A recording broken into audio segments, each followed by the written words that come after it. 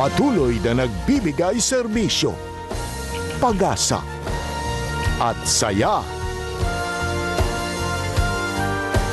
GMA Regional TV, kapuso ng bawat Pilipino.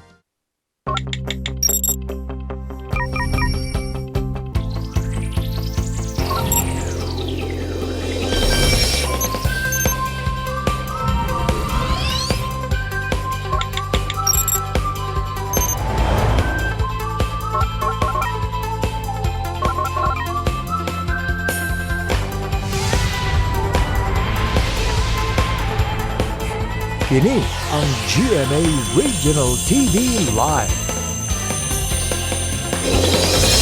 Mayong buntag kapuso, good morning ses ug sa tanan nga nagtan-aw sa GMA Regional TV Live sa Central ug Eastern Visayas. Daghan kayong salamat kapuso sa inyong pag-uban kanamo matag buntag, Lunes hangtod Biyernes. Yes, good morning, Nick. Good morning. And good morning sa mga suki nato sa GMA Regional TV Live. Mag-uban na usab ta para sa laing informative segments nga alang lang gayud kaninyo mga kapuso.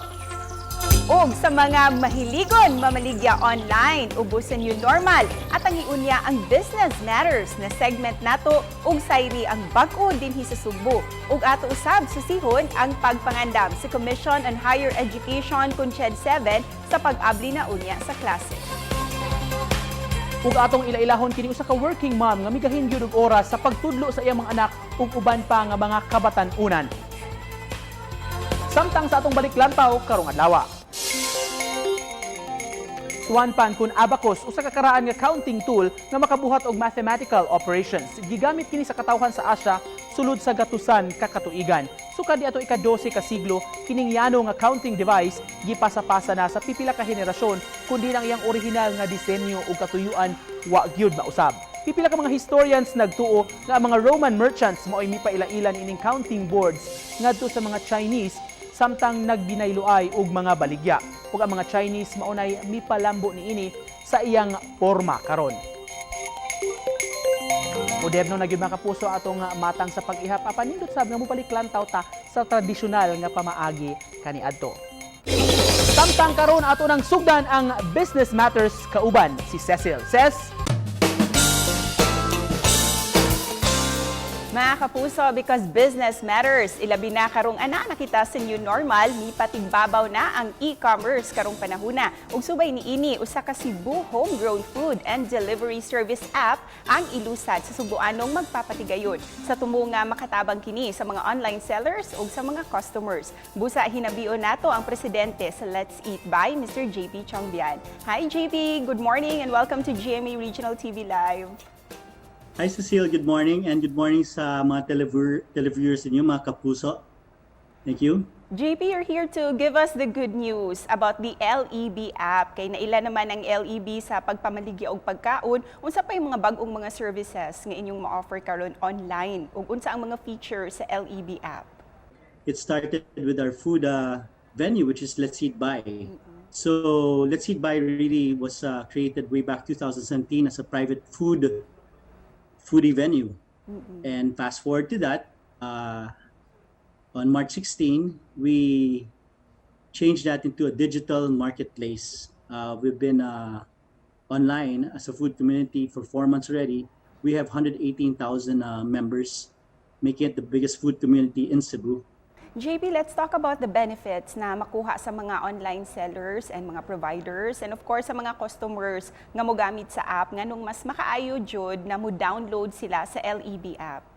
Ang sa kanin that ani sell is like, the spectrum of people who've been posting in our group are the space workers to wet market vendors like from Pasil, from Carbon, to farmers, to wholesalers, to restaurant owners. So it's that whole spectrum. So when they post in Facebook in our food community, Let's Eat By, the orders and their sales have been overwhelming. Pero JP, sa mga di pa kaayo anad og swito ni ining paggamit sa app to buy food and things that they need ug sa mga natpay joy mga hesitant pa kaayo about cashless payment, unsa imong ikahatag nga pasalig for them to trust and to try the LEB app? With this pandemic right now, like people are scared to touch surfaces and all that. Cashless is not only safe in regards to surface touching, but safe security-wise. You don't have to keep your money or your cash with you. It's in your bank, and you just transfer it digitally. In our app, LEB, we have two kinds of transactions now. We have COD, and we have cashless transactions. Our cashless transactions go through Gateway, which has been in the Philippines for one of the longest time. And finally, JP, let's invite our viewers to download the LEB app. I invite everyone to please support Cebu's first homegrown app, LEB. We are already available on a Veteran in a Play Store and in iOS in a week's time. No? So in 1 week, it'll be available in iOS. Big grand launching also by July 30. So we'll officially launch on July 30 your first homegrown app, LEB, coming from your food community, Let's Eat By. Thank you so much, JP Chongbian, for that good news. We'll all download it for sure. Daghang salamat. Salamat, Sad Cecile.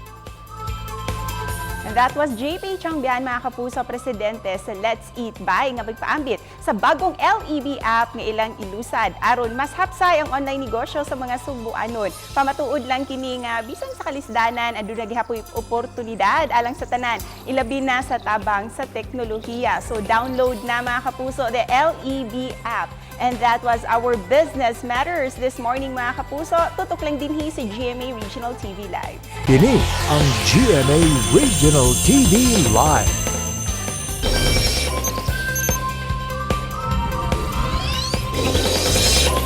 Good morning, pag-usabang kapuso, balik sa GMA Regional TV Live. Karong buntaga, hisguntan ta kining pagbukas sa klase sa kolehiyo na sab, mga kapuso. Badayon bagyod kining Agosto 24 nga school opening ubaka masayo alang sa uban nga mga colleges ug universities. Magpakisayod ta, mga kapuso, gikan sa Commission on Higher Education.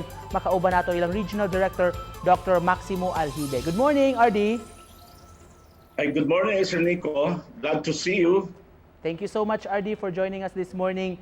RD, kumusta po ang ating mga higher education institutions? Matutuloy na po ba ang school opening natin by August po, RD?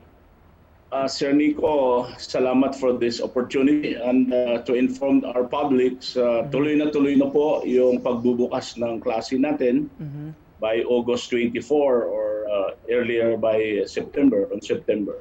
Yun po ang pinalabas na advisory ng Commission on Higher Education na pag blended learning ang method natin, delivery, ay dapat magbubukas later this August. August pa. Ano pong setup sa college, RD? Sa mga universities at mga colleges po? We have 185 higher education institutions dito sa Region 7 at lahat naman po ay handang-handa na sila. Karamihan may mga reports na dumating sa office namin ay medyo limited pa rin po ang online because of some problems like connectivity, yung area nila mahina ang signal.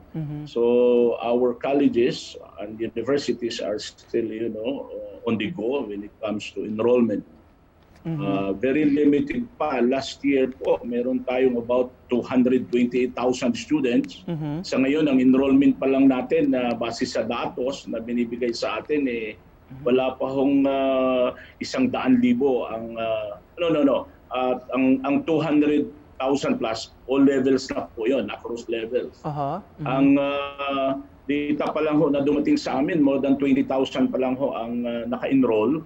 But heavy pa ho ang enrollment ngayon up to August. Saan po natin ma-attribute, RD, because of the pandemic din, sa crisis? Kaya medyo konti yung... Yeah. Tunay nga po, because of this pandemic, very limited ang movement ng tao and of course, everybody is concerned about their safety, their health. No face-to-face classes, RD? Bali online at blended po learning? Opo. For now, wala pa akong advisory na ibinibigay ang DOH at saka yung CHED because we are coming up with a joint issuance circular insofar as limited face-to-face classes can be allowed or when it will be allowed, when it should be allowed. our target is for areas that are under low risk, what's this? MGCQ ba yun? Yung MGCQ pinaka in between normal, GCQ and normal. May plano for a limited face-to-face classes doon sa mga modified low-risk general community quarantine. But for now, wala pa po because we are waiting for the guidelines from CHED and DOH po. For this was a statement sa DepEd RD na by January daw po yung target na limited face-to-face classes. Posible ba? Most probably din sa CHED din na level? I suppose because mas malalaki na tayo sa tertiary higher education. So we are prepared. In fact, even before January, if DOH and CHED would be able to come up. But of course, we have to abide by whatever issuance or guidelines or advisory from IATF, especially from the Office of the President. For those areas, RD, who will not be employing face-to-face po, sabi natin online at saka modular or blended learning lang po. How will this differ, RD? Kasi iba kasi sa mga elementary at high schools. For the tertiary level kasi, di ba may mga laboratories, may mga specific talaga na mga subjects na kailangan pupunta sa school yung mga students. How do we implement Yun po ang kinakraft ngayon ng commission. How shall we be able to get through all this? Because pag theoretical lang, pag virtual lang, mukhang, for example, in midwifery, you need to render a delivery of about 20, deliveries. So pag virtual, I don't know. But we are coming up with, certainly with the guidelines so that this virtual learning will be considered and in place of the real requirements. But we need not compromise the quality and the standards. Chairman De Vera also mentioned, RD, na yung mga you're asking yung mga malalaking private schools and mga colleges to support yung mga small HEIs. Is that being practiced also here in the region? Yeah, in terms of, for example, I mentioned about connectivity or connect with one another. In terms of opening their educational resources to come up with learning content during these times, medyo mahirap po. So we need the help of the bigger HEIs. Receptive at supportive naman, RD, yung mga malalaking eskwelahan po. I'm very thankful. I'm very appreciative that almost all bigger HEIs in Region 7 are more than willing to share. Pinapatanong po, RD, what will happen daw yung mga practicum ng mga college students, RD? Well, yun nga po, yung guidelines is, for example, yung physical education, kasi may mga contact sports dyan, may, ang sabi namin, antayin natin yung guidelines. But there's that probability na yung mga laboratory ngayong semester, pwede siguro i-design na ipagpaliban next semester na. That's the initial plan. I'm not going to preempt the wisdom of our commission in bank and the IATF. But for practical purposes, that's how I see it. So despite all these challenges, RD, learning should continue. Exactly po. Exactly. Finally, Director, message nyo lang po sa ating public, sa ating mga students, mga teachers din natin, mga instructors. What would you like to tell them po? Education really is the greatest equalizer. Walang mayaman, walang mahirap, walang taga-probinsya, walang taga-syudad. Pag nakapag-aral, pantay po tayo. At yun po ang ating susi para sa magandang kinabukasan. So, wag po tayo magpapadaig sa pandemyang ito. Labanan natin sa pamamagitan ng pagkakaisa. Marami pong salamat, Sir Nico, at mabuhay po ang GMA Region 7 po. Thank you so much. Thank you so much. And with that, we'd like to thank you for your time this morning. CHED 7 Regional Director, Dr. Maximo Alhibe. Good morning. Thank you, RD. Magandang umaga po. Salamat. Bubalik pa mga kapuso ang GMA Regional TV Live. Kini ang GMA Regional TV Live.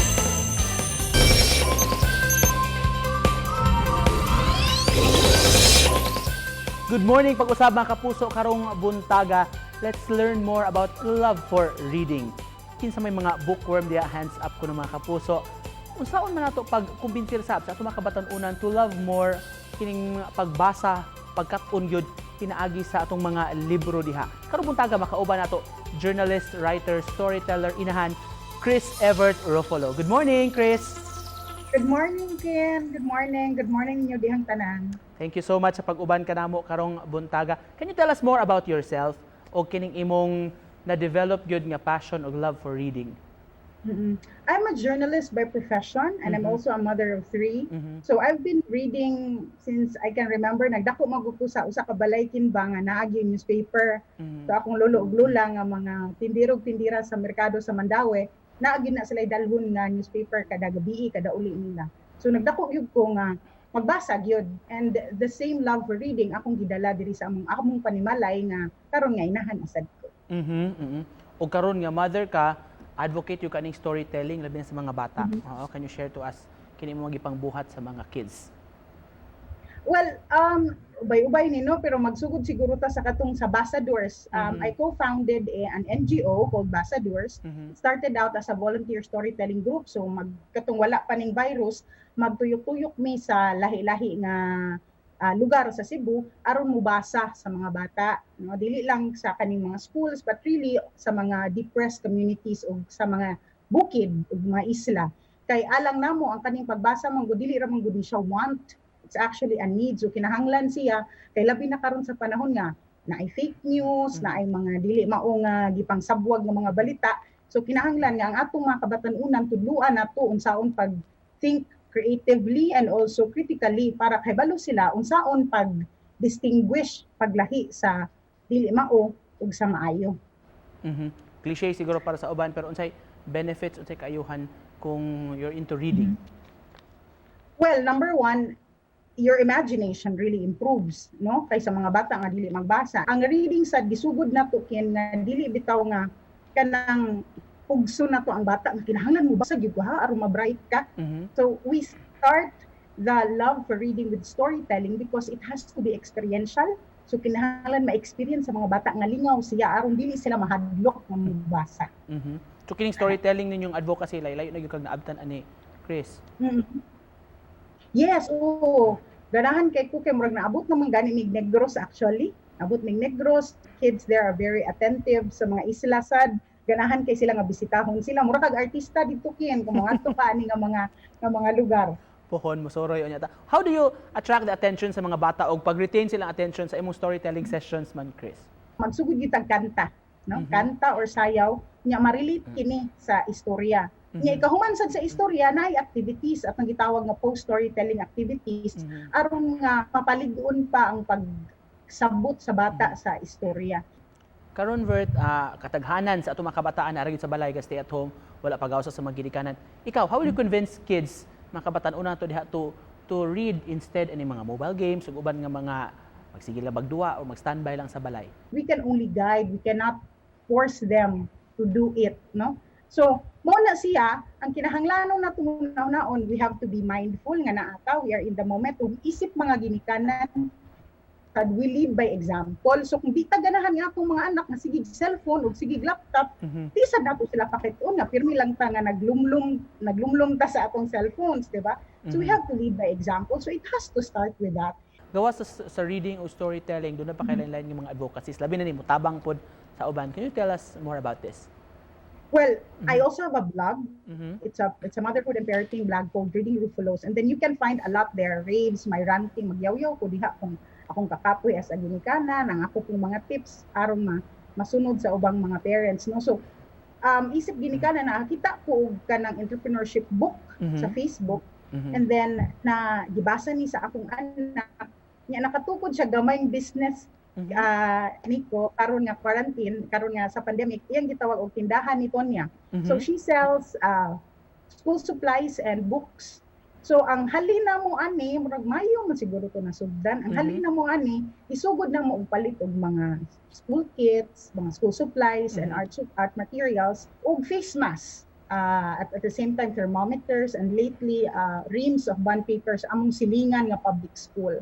So this generated attention. Sumo nang sa among ikaduhang hutong, i-donate nami sa same school o karon na nami sa among third round. Ginagmay bitaw, but I also want to teach my children nga we don't need to disconnect ourselves from the community even if we are physically distancing ourselves from the rest of our community. Kay we're still part of a community. It's just that dili lang pay ta makahag, dili ta kalamano, pero dili gud pasabutan na nga months ay kanang naarag ta sa balay wala na tay buhaton. Can you share to us more about your 3 kids, Chris?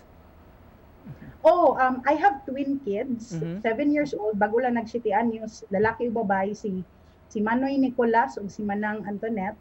And then ang among kinamanghuran is si 4 years old, si Jeff Jr. So they're multicultural children because I'm married to an Italian American and then ako Pinoy. We've lived in the Philippines, in China, and the US. So the kids are also multilingual. And at the same time, kanang muramig gamay nga ecumenical council diri sa balay kay akong bana Mormons. Kanya Katoliko, ang among yaya kay Sabadista. So we've been raising them to be very open and very, in a way, tolerant about other people's beliefs. Finally, message lang nimo sa atong mga tao, Dear Chris, maybe they also like to support your advocacy o balik ta atong saan pagpa-develop gyud sa love for reading sa atong mga kaigsuonan niya. Oo, mga ginikanan importante gyud nga naa gyud kita, di man siguro pirmi kay naman tay mga trabaho sad no og laing kabilinggan, pero importante nga sa kanunay pakilid sa atong mga anak, ato silang bantayan, ato silang gaidan og dili na to sila pasagdan. Let us not allow gadgets, computers, laptops, or cell phones to babysit our children. And with that, thank you so much sa pag-uban ka namo karong buntag atong higala, Chris Evert Ruffalo. Thank you very much sa pag-uban ka namo, Chris. Thank you. Amping mo diha. Makapuso karong buntaga nakauban nato kaganiha si CHED Regional Director Dr. Maximo Alhibe. Mipasabot ni siya sa mga giatubang karon nga hagit sa mga higher educational institutions ining gikatakda nga pagbukas sa klase bisan pa man niini makapuso magpadayon gyud ang school opening sa lain-lain nga mga pamaagi online o kining modular learning tungod kay importante matud ba nga dunay makatunan ang atong mga kabatan-unan taliwa pa man niini na sinati karon nga COVID-19. Samtang atong naila-ila katong inahan gikan sa liluan sa iyang talagsaon sab nga parenting style sa iyang tulo ka mga chikiting. Mipalambo gid siya sa storytelling si Chris Ruffalo alang sa iyang mga chikiting ug ilabi na gyud ilabing importante kining pagtabang sa ilang komunidad sa mga kabatan-unan sab nga labing nanginahanglan karon sa society.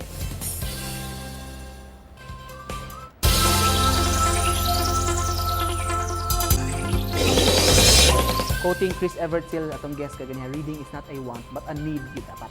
Oo, hinaot unta next no nga kining tanan malingaw unta sa reading. Kay lahi ra jud siya, it will take you to a different place and you will learn a lot gayud. Imagination, di ba? Kay maabtan. Sakto jud ka na next. Pagkalingaw no kay gitudluan pud niya ang mga bata and ang community. Busa mga kapuso, we'd like to leave you with these words to ponder. Education is the most powerful weapon which you can use to change the world. By Nelson Mandela. Makapuso, sa gustong mo preview nimong episode and more, please visit our official website sa gmaregionaltv.com. Mamahimusab sa among YouTube channel sa GMA Regional TV. Please click subscribe, Kapuso. Daghan kayong salamat, Kapuso, sa inyong padayon nga pag-uban kanamo matag buntag. Thank you for joining us this morning. Busa, mag-uban lang gayud ta every morning din hilang sa GMA Regional TV Live. Stay at home, Kapuso, og stay healthy.